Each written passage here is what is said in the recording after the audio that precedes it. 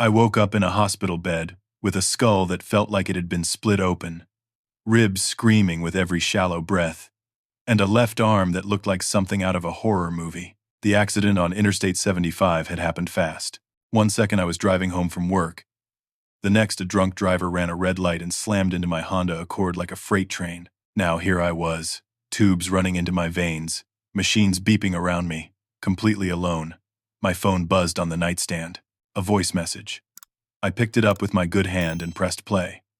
My mother's voice came through, bright and cheerful. "Sweetie, we're boarding our flight to Rome. 2 weeks in Italy with Amber. Don't call us. We're going to have so much fun. You'll be fine." My father's laugh echoed in the background. I stared at the IV drip, my vision blurring. They had left me. Actually left me. The pain medication made everything feel distant and strange, but the abandonment cut through the fog with perfect clarity. I had woken up 24 hours earlier in this same bed, confused and terrified, with a nurse explaining what had happened. A drunk driver, T-bone collision. I was lucky to be alive. The impact had shattered 3 ribs on my left side, and my arm had taken the worst of it. The compound fracture meant bone had broken through skin. The doctor said I needed surgery. Metal pins. Months of recovery. I could not work, could not drive, could barely move without wanting to scream. I work as a graphic designer at a mid-size marketing firm in Atlanta. 28 years old, living alone in a 1-bedroom apartment in Midtown, paying my own bills, handling my own life. I had built something solid for myself, and now it was all on pause because some idiot decided to drive drunk at 3 in the afternoon. The first thing I did when I gained consciousness was call my parents. My hands shook as I dialed. My mother answered on the 3rd ring, but she sounded distracted, like I had interrupted something important. "Oh, honey, that's terrible," she said when I explained about the accident. "But we have this Italy trip. You know, we've been planning it for months. Mom, I'm in the hospital. I need surgery." "Well, you're 28, Stuart. You can handle this. We've already paid $15,000 for this vacation. Non-refundable." My father took the phone. "Son, be responsible. You're an adult. Handle things like an adult." "Dad, a drunk driver nearly killed me. But he didn't." "You're fine. Well, check in when we can." I heard my sister Amber in the background. "Can we go now? I want to get through security." They hung up after promising to call me from Rome. That was 2 days ago. The voice message was the only contact since. I played it again, just to make sure I had not imagined it. My mother's bubbly tone. "We're at the airport." "Rome, here we come." My father chiming in with advice about being responsible. Amber complaining about wanting to get through security. And then the final words that made my blood boil. "Don't disturb us by calling. We need this vacation." Bye. A nurse came in to check my vitals. She smiled kindly. "How are you feeling? Is your family coming to visit?" "They're traveling," I said. "They can't make it." She nodded sympathetically and left. The humiliation burned worse than the broken ribs. I lay there, staring at the ceiling tiles, counting them, trying not to think about the fact that my parents chose pasta and sightseeing over their injured son. But I could not stop thinking about it, could not stop replaying every moment of my childhood when I came second, when Amber got the attention, the money, the support, when I was expected to just handle things because I was capable. Amber, 30 years old and still living at home, never worked a real job in her life. She called herself an influencer, though her follower count hovered around 3,000. My parents funded everything. Her camera equipment, her travel for content, her entire lifestyle. She had tried 3 different businesses over the years. A handmade jewelry store that lasted 6 months. A lifestyle coaching service that had exactly 2 clients. A photography studio that never opened. Every time, my parents threw money at her failures and told her to try again. Meanwhile, I paid for my own college, bought my own car at 18, moved out at 22 and never asked them for a dime, and somehow, I was the one who got left behind. My phone sat next to me on the hospital bed. I picked it up and opened my banking app, my good hand clumsy on the screen. 5 years ago, when my parents took their first big trip to Europe, my father added me to their joint accounts as an emergency contact. Power of attorney. he called it. Just in case something happened while they were overseas. They never removed my access. I could see everything. Their savings, their checking, their retirement accounts. I stared at the numbers. $450,000 across various accounts. Monthly pension deposits totaling $8,000. My father had been an insurance executive before retiring. My mother was a retired teacher. They had more than enough.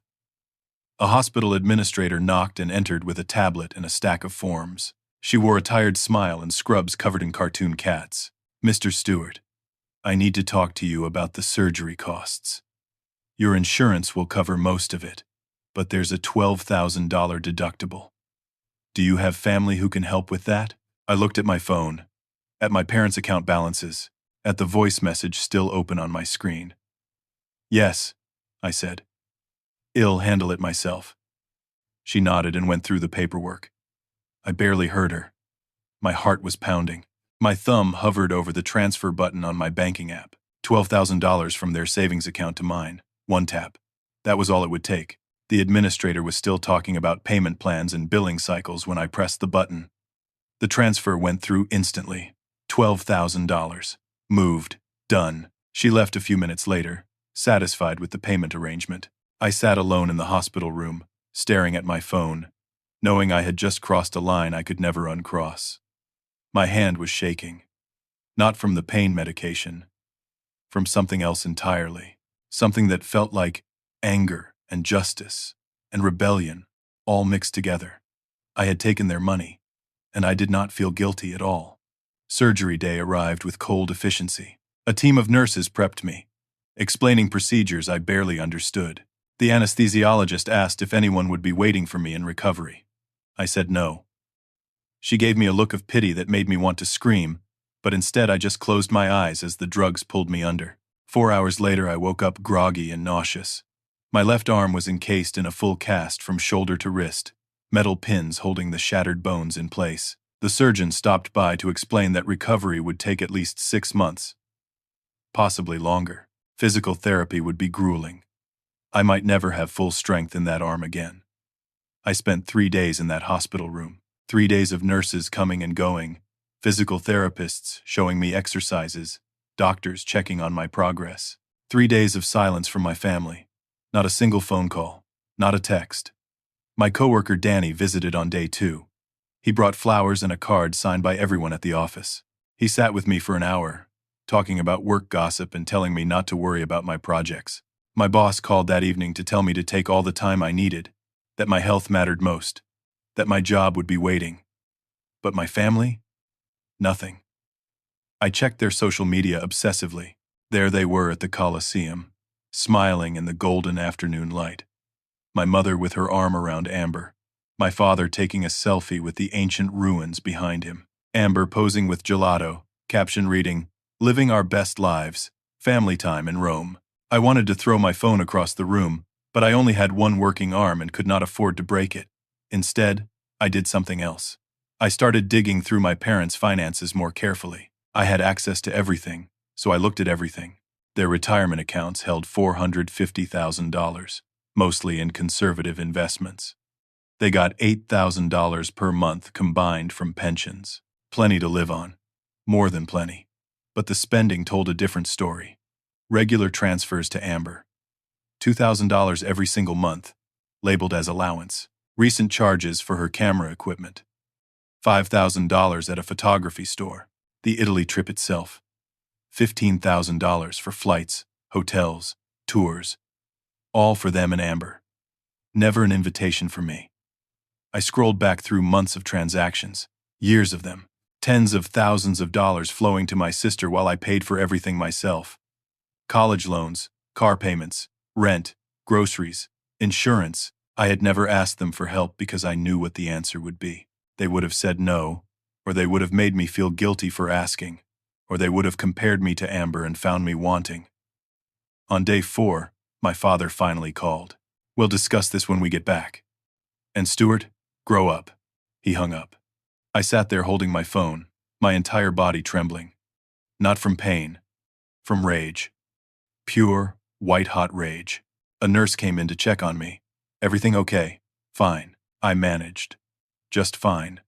She left, and I was alone again. Alone with my broken body and my shattered illusions, and my phone full of financial access. I opened the banking app with shaking fingers, stared at those account numbers, at the money that had paid for Amber's failed businesses and European vacations while I struggled through college working 2 jobs. I remembered my graduation day. I had invited them. They said they would come, but the morning of the ceremony, my mother called to say they were taking Amber to Miami for her birthday weekend. Sorry, honey. Well, celebrate with you later. They never did. I remembered getting promoted to senior designer last year. I called to tell them. My father said that was nice and then spent 20 minutes talking about Amber's new photography idea. My mother asked if I could lend Amber some money to buy better equipment. I said no. They got quiet and cold and ended the call early. I remembered my 30th birthday, 2 months ago. I had dinner alone at a restaurant, scrolling through photos of my parents and Amber in Cancun. Surprise trip, my mother had posted. Making memories with our girl. Our girl. Like I did not exist. My finger moved across the screen, and I made my decision. I called my bank first, told them I was concerned about suspicious activity on my parents' accounts. They took it seriously. Initiated a temporary freeze pending investigation. It would take time to resolve. Maybe weeks. Then I called their credit card companies. All 3 of them. Reported the cards as potentially compromised. They canceled them immediately, said new ones would be mailed within 7 to 10 business days. I hung up and sent my father a text. Have fun in Rome. Don't call me unless it's an emergency. Then I turned off my phone and smiled for the first time in days. Day 7. The hospital released me with a list of prescriptions, physical therapy appointments, and warnings about infection. I could barely dress myself, could not drive. Taking a shower felt like climbing a mountain. Danny picked me up and drove me home, helped me get settled, brought groceries. He was a better family than my actual family. For 3 days I did not turn on my phone. I focused on surviving, on learning to do everything one-handed, on managing the pain, on the small victories of making coffee or getting dressed without crying from the effort. Danny checked on me daily. My boss sent care packages. My coworkers organized a meal train. People who barely knew me showed more care than my own parents. Meanwhile, in Rome, everything was falling apart. I would not learn the details until later, piecing it together from frantic messages and guilty confessions. But this is what happened. Day 8 of their trip. My parents and Amber sat down at an expensive restaurant near the Piazza Navona. They had been planning this dinner for weeks. Truffle, pasta, and aged wine and tiramisu for dessert. The bill came to €300. My father handed over his credit card with the confidence of a man who had never been denied anything. Declined. He tried again. Declined. My mother tried her card. Declined. The waiter looked uncomfortable. Other diners started noticing. My father's face turned red. He tried a third card. Declined. They ended up paying with the small amount of cash Amber had in her purse, barely covering the meal, leaving no tip. They walked back to the hotel in tense silence. My father called the credit card company from the hotel lobby. The representative explained that all cards had been reported as compromised and canceled. New cards were being mailed to their home address in Georgia. No, they could not expedite international delivery. No, they could not unblock the cards. Security policy. He tried to access their online banking. Accounts frozen. A message about suspicious activity and ongoing investigation. To resolve it, they needed to visit a branch in person or spend hours on verification calls with multiple departments. From Italy, this was nearly impossible. They tried calling me. My phone was off. They called again and again. Voicemail every time. My father called my Uncle Mark, his younger brother. Explained the situation. Asked for money. Uncle Mark listened to the whole story and then said 5 words that would become family legend. Maybe you should have stayed. He refused to send money. Told my father to figure it out himself. Hung up. By day 9, they had exactly €200 left in cash. 7 days remained on their trip. The hotel bill was €3,000 total, due at checkout. They could not pay it. The hotel manager, a thin man with sharp eyes and no patience, threatened to hold their passports until payment cleared. My father begged, explained, pleaded. The manager allowed them to stay but confiscated their luggage as collateral. They were essentially prisoners in their own hotel room. Amber had a complete meltdown, screaming about how this was supposed to be her dream trip, her chance for content, her experience. Now they were trapped with no money and nothing to do. She blamed my father for poor planning, blamed my mother for not bringing backup cards, blamed everyone except herself. My mother started crying. She sat on the hotel bed and sobbed, saying over and over that something must have happened to me, that I must be in trouble, that I would never do this on purpose. My father dismissed her concerns. Stuart is just incompetent with banks, he said. He probably clicked something wrong. He will fix it. But doubt was creeping in, especially when they borrowed a phone from another hotel guest and left 17 voice messages. My father angry and demanding, my mother crying and begging, Amber entitled and furious, not one of them acknowledging my accident, not one of them asking how I was healing. Every message focused entirely on their crisis. Day 14. 1 week after I left the hospital, I finally turned on my phone. It exploded with notifications. 43 missed calls, 31 voice messages, 27 texts. I sat on my couch, my arm throbbing, and listened to every single message. My father, Stuart, call me back immediately. There's something wrong with the accounts. My mother, honey, please. We need help. We don't have any money. Amber, this is your fault. You did something wrong. Fix it. My father again. If you don't call back, there will be consequences. My mother, Stuart, baby, please. I'm scared. We're stuck here. On and on. Desperation spiraling into panic, spiraling into rage. Never an apology. Never concern for my health. Just demands and blame and accusations. I deleted every single message. Then I sent one text to my father. I'm recovering from major surgery. Alone. How's Rome? I turned the phone off again. The satisfaction felt better than any pain medication. Day 15. I got an email from my Aunt Caroline, my mother's younger sister. She lived in Boston, and we had always gotten along well. She had heard about the Italy situation through the family grapevine. Her email was short and direct. Stuart, I know what they did to you. I heard the whole story from your Uncle Mark. I'm sending them $2,000 so they can pay the hotel and get home. I'm only doing this so they don't end up in an Italian jail. Not because they deserve help. But when they get back, they need to face what they've done. I'm on your side. You deserved better. Attached were screenshots of text messages. My mother to Caroline. Stuart is being so dramatic about a little car accident. Hez fine. We deserve this vacation. Another from my mother. Hez just jealous that we took Amber instead of him. Hez always been jealous of his sister. I read those messages 3 times. 4 times. Let them sink in. A little car accident. Jealous. Dramatic. These were the words my mother used to describe her son nearly dying in a hospital alone. Something broke inside me. Or maybe something finally healed. I could not tell the difference anymore. My phone rang. My father, calling from Aunt Caroline's phone. I answered. We're flying home tomorrow. His voice was defeated, hollow. We need to talk. No, I said. You need to listen. For the first time in your lives. I hung up. My hand was steady. My mind was clear. And I was done being the son who just handled everything. They landed in Atlanta on a rainy Tuesday afternoon. I knew because my mother texted me from the airport. We're home. Can we see you? I did not respond.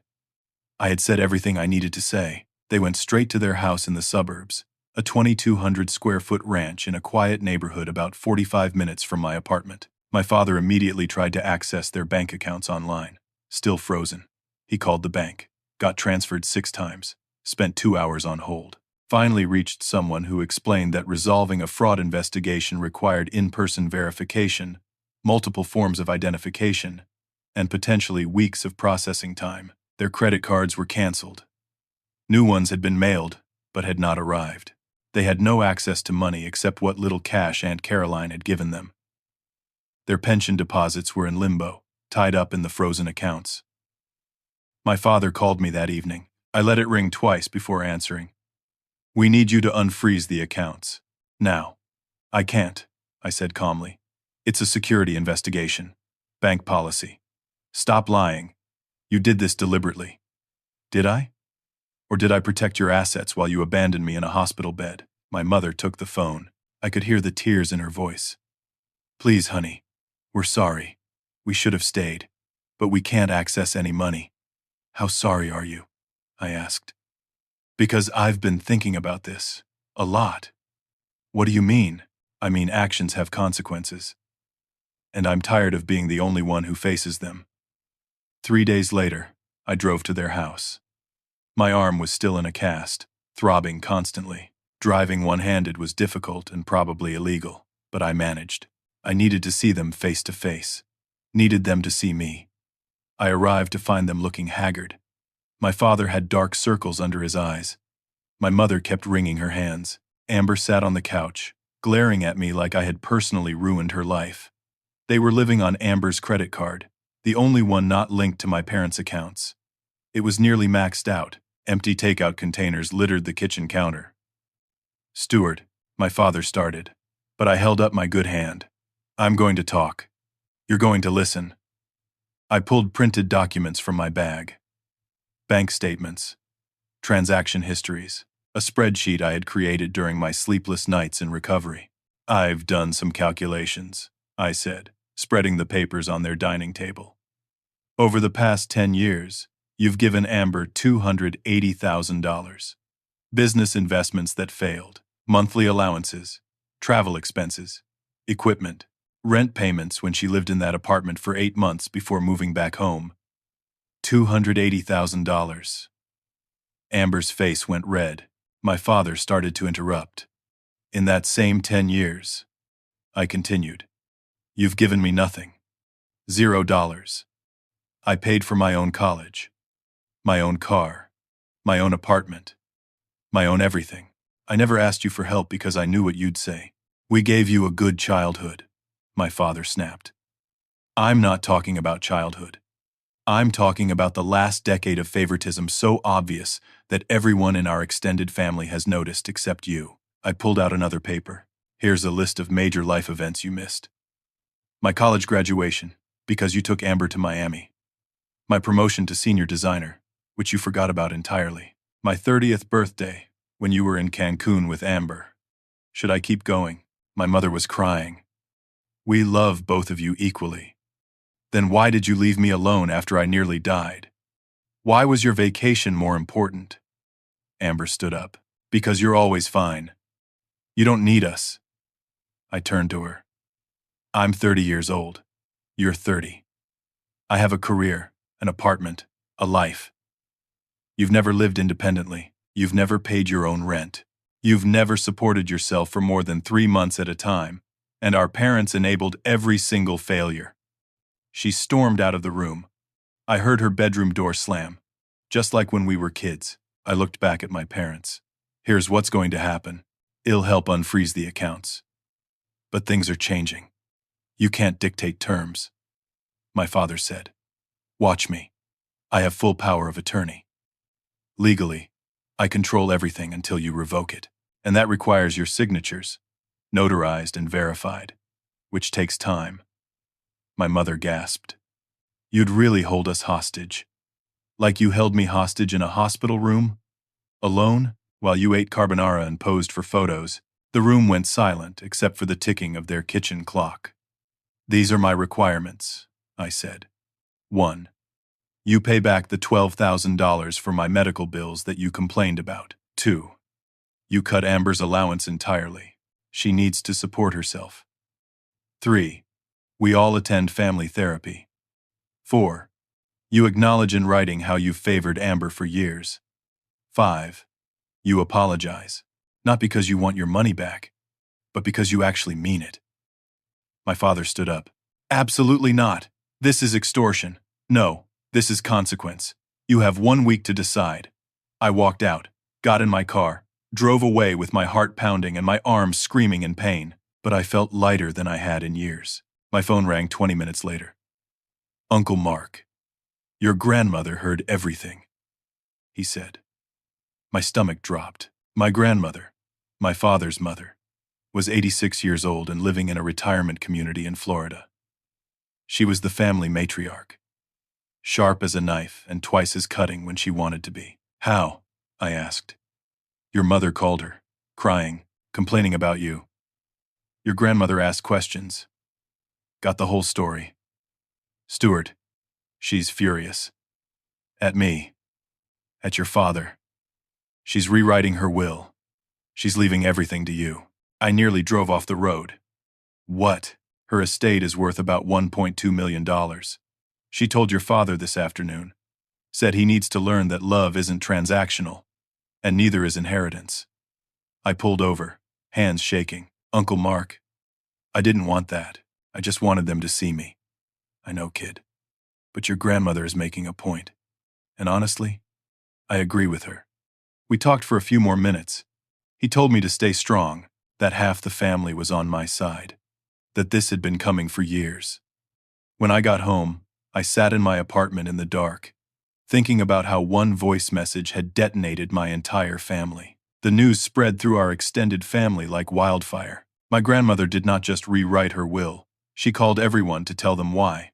Her moral outrage became a rallying cry. Within 48 hours, the family had split into clear factions. Aunt Caroline publicly supported me in the family group text. "Stuart has shown more maturity and grace than anyone in this situation. I'm proud of him." Uncle Mark added his agreement. My cousins, who had grown up watching Amber get everything while I got forgotten, started chiming in with their own stories. Uncle Mark's daughter wrote, "Remember when Aunt Helen and Uncle Richard missed Stuart's high school graduation for Amber's sweet 16 party?" Another cousin added, "Or when they bought Amber a car but made Stuart save up for his own." The group text exploded. My father tried to defend himself but only made things worse. My mother begged everyone to stop fighting. Amber sent a long message about how she was the real victim here, how everyone had always been jealous of her close relationship with our parents. Aunt Caroline responded with one sentence: "Relationships built on money aren't relationships." My parents became isolated. Old friends started asking questions. Neighbors who saw them return from Italy early wanted to know what happened. Every explanation made them look worse. Eventually, they stopped explaining. Meanwhile, I was struggling with my own conscience. I sat in my apartment, doing physical therapy exercises that made me want to scream, wondering if I had gone too far. The freezing of accounts had been impulsive. The demands at their house had felt righteous in the moment. But now, seeing my family tear itself apart, I felt something uncomfortably close to guilt. Danny came over with dinner one evening, Chinese food from my favorite place. We ate in silence for a while before he asked, "You doing okay?" "I don't know," I admitted. I wanted them to acknowledge what they did. Now everyone's picking sides, and my grandmother is rewriting her will, and I feel like I started a war. "You didn't start it," Danny said. "You just stopped pretending everything was fine." "Is there a difference?" He thought about it. "Yeah, there is. You set a boundary. They're mad because boundaries feel like walls to people who used to have unlimited access to you." I had started seeing a therapist twice a week. Dr. Patricia Walsh, recommended by my insurance. She specialized in family trauma. In our sessions, she helped me understand that what I was feeling was normal. Guilt was a conditioned response. I had spent my whole life being the easy child, the one who did not make waves, the one who handled everything. Asking for basic respect felt like rebellion because it was rebellion against the role they had forced me into. 2 weeks after my confrontation at their house, my mother called. Her voice was small. "Well, do the therapy, please. Let's fix this." I was surprised. "What about Dad?" Hez struggling. "But I see it now. Stuart, we failed you." Those words hit harder than I expected. I had wanted to hear them for so long that actually hearing them felt surreal. "Okay," I said. "I'll set something up." Week 3 after the accident. My arm still ached constantly, but I was starting to regain some movement. We met at Dr. Walsh's office, neutral territory. Her office was calm, decorated in soft blues and grays, with comfortable chairs arranged in a circle instead of facing a desk. Amber arrived late, arms crossed, radiating hostility. My father looked older somehow, diminished. My mother could not stop crying. I sat there with my arm in a cast, feeling strangely calm. Dr. Walsh started with basic ground rules. Everyone gets to speak. No interrupting. No name-calling. This is a safe space, Stuart, she said. Can you explain why you're here? I took a breath. Because my parents left me alone in a hospital after a car accident to go on vacation. And when I needed them most, they told me not to bother them.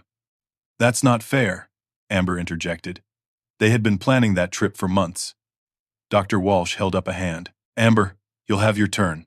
Let Stuart finish. I continued. It wasn't just the hospital.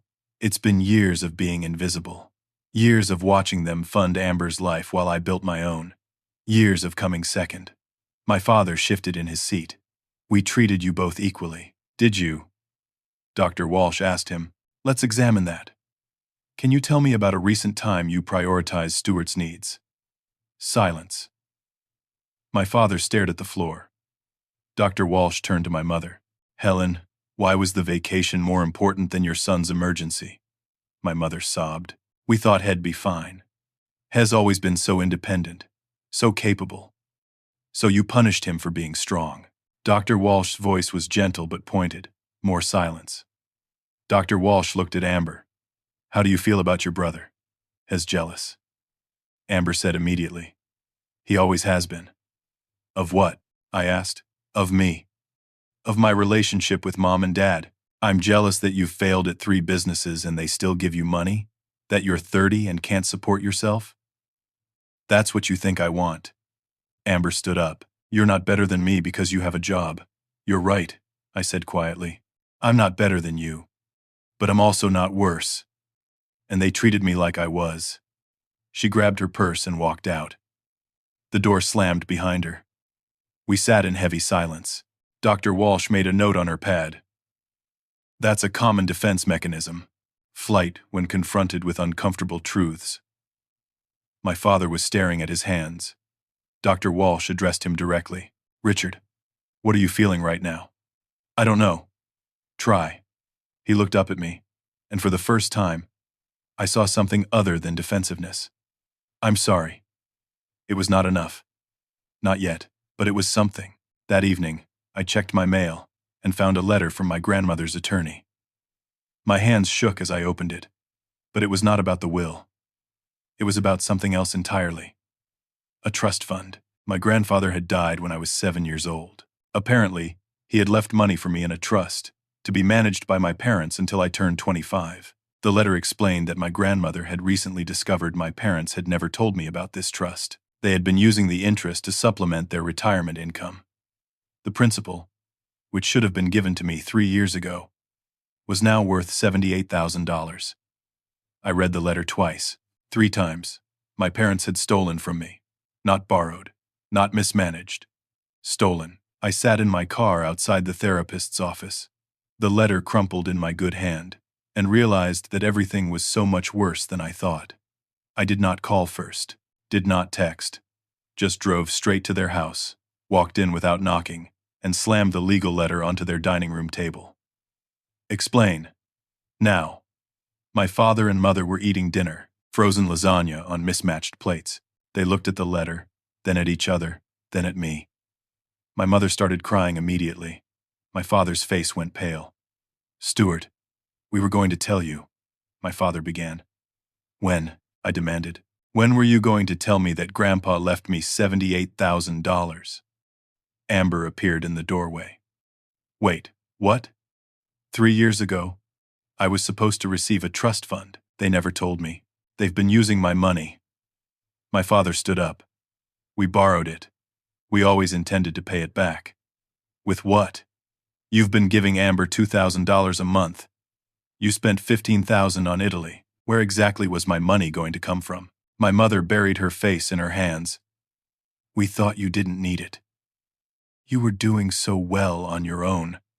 So you punished me for being successful? You stole from me because I didn't need it as much as Amber needed her 3rd failed business. The words hung in the air like poison. You want the truth, my father said, his voice rising. Fine. We used the money for Amber's jewelry business. And when that failed, for her coaching business. And when that failed, for her photography studio. I looked at Amber. really looked at her. For the first time, she seemed to actually understand what had happened. "You used his money for my businesses," she asked quietly. "We did what we thought was best for the family," my father shouted. "No," Amber said. "You did what was easiest." I was stunned. Amber, actually showing self-awareness. Over the next 2 days, I demanded a full accounting. Bank statements, transaction records, a complete history of the trust fund. My father provided everything, probably because he knew I could access it anyway. The numbers made me sick. Total taken from the trust, $62,000. They had replenished $16,000 over the years, mostly when they felt guilty. If properly invested, the trust should be worth approximately $130,000 by now. They had cost me $50,000+ in lost growth, not counting compound interest. I could sue them, press charges for embezzlement, take them to court and win. Part of me wanted to. The angry part, the part that had been invisible for so long. But another part of me just felt tired. I talked to Danny about it over coffee. "What would you do? What do you want?" he asked. "Really?" I thought about it. "I want a family. A real one. Not this broken version." "Then you know what you need to do." The second therapy session was scheduled for the following Thursday. All 4 of us returned. Even Amber came willingly this time. We sat in the same chairs, in the same circle, but the energy was different. Dr. Walsh started with a direct question to me. "Stuart, what do you need to move forward?" "Honesty," I said. "Real honesty. Not just about the money. What else? I need to know why I was never enough." My father's composure cracked. His voice broke when he spoke. "You were always enough. You were more than enough." "Then why?" "Because you didn't need us." He was crying now. "From the time you were 16, you had everything figured out. College plans, career goals. You knew what you wanted and how to get it. Amber needed us for everything. And we told ourselves that meant we should focus on her. So you gave her everything because she was weak, and gave me nothing because I was strong." My mother sobbed. "We took you for granted. We thought you'd always be okay. We thought you'd always be there, not needing anything, just handling life." "I almost died," I said quietly. "I was alone in a hospital bed. And you went to Rome." "I know," my mother whispered. "I know." The room was silent except for crying. Dr. Walsh let the moment sit. Then Amber spoke. "Stuart, I'm sorry." Everyone looked at her. "I've been a spoiled brat," she continued. "I blamed you for being successful when I should have blamed myself for not trying, for taking the easy way, for letting them enable me." "What changed?" I asked. "Hearing that they stole from you to give to me. That's not love. That's not family. That's just wrong." And I let it happen. For the first time in years, maybe ever, I saw my sister as a real person, flawed and struggling, and finally willing to admit it. I laid out my new terms. Parents must repay the trust fund. All $62,000. I'll accept a payment plan. $2,000 per month until it's paid off. Amber needs to get a real job within 30 days and keep it. Family therapy continues for at least 6 months. And you need to spend time with me. Real time. Not obligatory visits, monthly dinners, actual conversation. Rebuilding. My father looked beaten. "And if we do all this, then maybe we can be a family again, a real one." As we left the session, my phone rang. My boss. "Stuart, I need you to come into the office when you're able." My heart sank. Is something wrong? No, the opposite. That campaign you finished before your accident? The client loved it so much they signed a 3-year contract. Biggest deal in company history. I'm promoting you to creative director. Comes with a $40,000 raise. I stood in the parking lot, phone pressed to my ear, stunned. My father had followed me out and overheard. "Congratulations, son." I looked at him. Really looked at him. Saw the exhaustion, the shame, the first hints of actual change. "Thanks, Dad." It was the first normal father-son exchange in months. Small, but significant. A beginning. 3 months passed like water finding its level. My arm healed slowly, the cast finally removed during a bitterly cold January morning. Physical therapy sessions taught me that healing is not linear. Some days I had full range of motion. Other days the arm ached so badly I could barely lift a coffee cup. But gradually, steadily, it improved. Work became my sanctuary. The creative director role challenged me in ways I had not expected. Leading a team, managing client relationships, overseeing entire campaigns instead of just executing designs. The raise meant I could finally save money instead of living paycheck to paycheck. I moved to a better apartment. 2 bedrooms, better neighborhood, actual closet space. My parents made 3 payments on the trust fund, $6,000 transferred to my account on the first of each month. They were actually following through. That mattered more than the money itself. Follow through. Consistency. Basic reliability. Amber surprised everyone. She got a job at a coffee shop 2 weeks after the therapy session. Minimum wage, early morning shifts, dealing with rude customers and broken espresso machines. She hated it at first, called me crying after her second day, but she stuck with it. After 6 weeks, she applied for an entry-level marketing position at a small firm, used her so-called influencer experience and her degree in communications that she had finished years ago but never used. They hired her. The pay was not great, but it was hers. Earned by herself, she moved into her own apartment in March. A tiny studio in a neighborhood that was not quite trendy but was affordable. I helped her move, one-armed, mostly supervising, while Danny did the heavy lifting. She stood in her empty apartment, looking around at the blank walls and second-hand furniture, and said, "This is mine. I paid for this." "How does it feel?" I asked. "Terrifying," she admitted, "but good. Really good." Family therapy continued every other Thursday.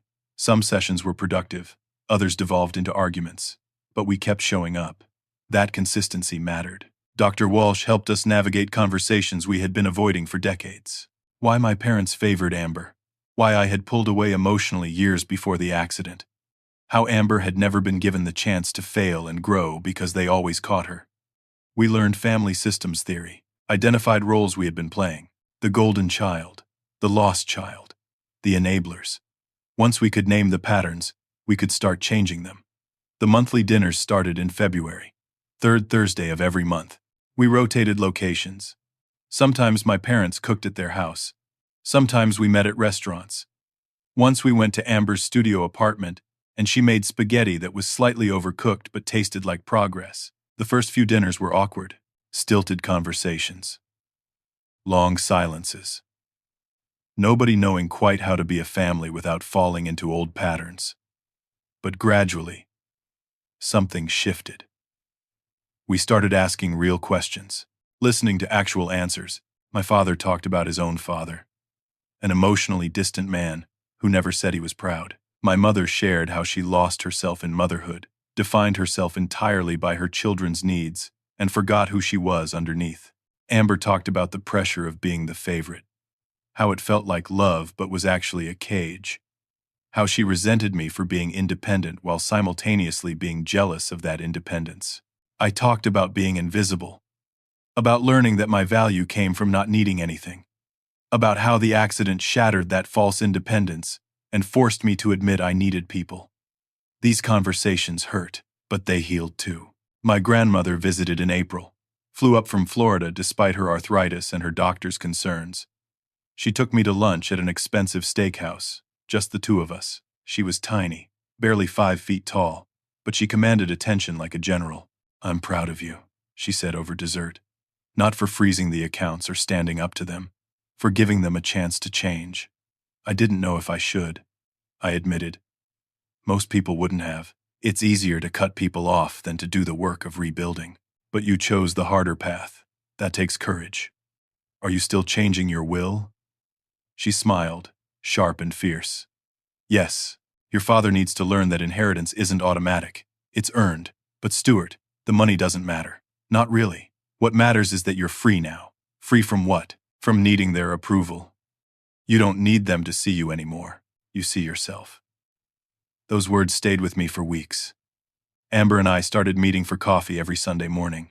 Not because we had to, but because we wanted to. We talked about work, about our parents, about our own healing. She told me about budgeting struggles and annoying coworkers. I told her about the stress of management and imposter syndrome. We were becoming actual siblings instead of just people who shared DNA. One Sunday in May, she said, "I've been thinking about going back to school, getting a real marketing degree, not just the communications BA I never used." "You should," I said. "You're good with people when you actually try." She smiled. "Thanks. That means a lot." "Why does it mean a lot?" "Because you don't lie to make me feel better. You never have. So when you give me a compliment, I know it's real." I realized my honesty, which our parents had always called harsh, was actually a gift. Truth is respect.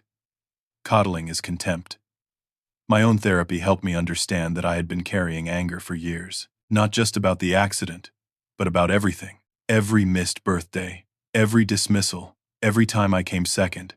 I had packed it all down and told myself it did not matter. But it did matter. It mattered tremendously. Dr. Walsh, in one of my individual sessions, said something that changed my perspective. You can acknowledge the pain without living in it. You can set boundaries without building walls. You can love your family while also loving yourself. These aren't contradictions. They're balance. By summer, we had found a rhythm. Not perfect. Not easy. But real. My parents asked about my life and actually listened to the answers. Amber shared her struggles without expecting me to fix them. We celebrated small victories. Amber's 3-month work anniversary. My successful product launch. My father's 70th birthday. My mother's acceptance into a book club. The final family dinner of the therapy contract happened in late June. 6 months of bi-weekly sessions. Dr. Walsh asked if we wanted to continue. We all agreed to monthly check-ins instead. We had learned the tools. Now we had to use them. That evening, after the session, my father asked to speak privately. We stepped onto the balcony of my new apartment. The Atlanta skyline glittered in the distance. Summer humidity pressed against us like a warm blanket. "I've been trying to figure out what to say for 6 months, my father began. Practicing speeches, writing things down and throwing them away. I waited. "I failed you," he finally said. "Not just in Rome. For years. I taught you that you had to earn love by being perfect. And then I punished you for being exactly what I taught you to be." I felt tears building. He continued, his voice breaking. "You deserved better. You deserved parents who celebrated your strength instead of taking advantage of it, who saw your independence as something we gave you, not something that freed us from responsibility." He was crying now. So was I. "I'm sorry, son. I'm so sorry." I hugged him. First time in years. Maybe first time ever with this kind of honesty between us. "I forgive you, Dad." Later, as everyone was leaving, my mother pulled me aside. She pressed an envelope into my hand. "Read it when you're alone." That night, I opened it. Pages and pages in her careful handwriting. Every regret laid out. Every moment she wished she could take back. The letter ended with words I had needed my entire life. "You are my son. You are enough. You have always been enough. I'm sorry it took almost losing you for me to see that." I kept that letter in my desk drawer. Read it sometimes when I doubted myself. The bank accounts were fully unfrozen by July. Took months of paperwork and verification. But my father finally regained control. He looked at me during the final bank appointment and said, "You could have kept control." "I didn't want control," I said. "I wanted change." He nodded, understanding finally settling in. 1 year after the accident, I sat in my apartment on a quiet evening. My arm was fully healed. Barely even ached anymore. I had been promoted again at work. Regional creative director, leading teams across 3 states. My relationship with Sarah, the teacher I had met through mutual friends, was getting serious. We talked about moving in together. My family was not perfect. We still had disagreements, still fell into old patterns sometimes. But we caught ourselves, corrected course, kept trying. I thought about that voice message that had started everything. "We're off to Rome for fun, don't call." I pulled it up on my phone. Had never deleted it. Listened one last time. That message had broken everything, but it also fixed everything. It forced us all to confront dysfunction we had been ignoring for decades. It gave me permission to stop being the forgotten son. It gave my parents a chance to become better. It gave Amber the push she needed toward independence. I recorded a voice memo to myself, something my therapist had suggested months ago, a practice in self-reflection. I learned that setting boundaries isn't selfish, I said into my phone. I learned that people who truly love you will respect your limits, even when it's uncomfortable. I learned that being strong doesn't mean accepting mistreatment, and I learned that families can break and heal and break and heal, and that's okay. What matters is whether everyone is trying. I paused, watching the recording timer tick. I almost lost everything in that accident. But maybe I actually found it. I found my voice. I found my worth. I found out who really showed up when things got hard. And eventually, I found my family again. Just a different, better version. One built on honesty instead of obligation. On effort instead of assumption. On love that's proven through action, not just claimed through words. I stopped recording. Saved it. Titled it, 1 year later. My phone rang. My mother's weekly check-in call. No agenda, no crisis, just calling to see how my day was. Hi, honey. Just wanted to hear your voice. How was work? We talked for 30 minutes about nothing important and everything important. About a difficult client and a funny interaction with a coworker. About her book club selection and my upcoming trip with Sarah. Normal conversation. Normal relationship. The kind of thing I had wanted my entire life and finally had. When we hung up, I walked to my balcony.